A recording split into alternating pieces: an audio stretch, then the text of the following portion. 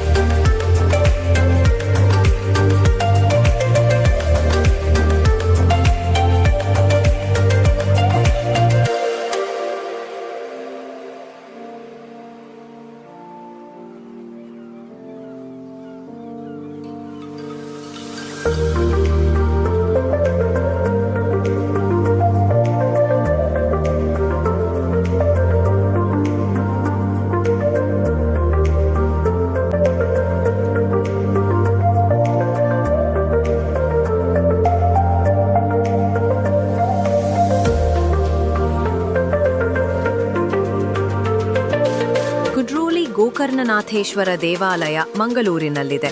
ವಿಶ್ವವಿಖ್ಯಾತ ಮೈಸೂರು ದಸರಾ ಮಹೋತ್ಸವದಂತೆಯೇ ವಿಜೃಂಭಣೆಯಿಂದ ದಸರಾ ನಡೆಯುವ ಮತ್ತೊಂದು ಕ್ಷೇತ್ರ ಕುದ್ರೋಲಿ.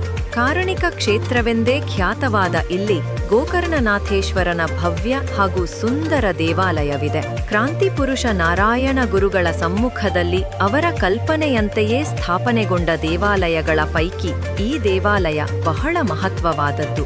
ಶತಮಾನಗಳಷ್ಟು ಹಳೆಯದಾದ ಈ ದೇವಾಲಯ ನಿರ್ಮಾಣಕ್ಕೆ 10 ಸಮಸಾಲಯ ನಿರ್ಮಾಣಕ್ಕೆ 10 ಸಮಸ್ತರ ಪೈಕಿ ಕುದ್ರೋಳಿಯ ನಿವಾಸಿ ಜಾರಪ್ಪನವರು ಕಾರಣೀಭೂತರು.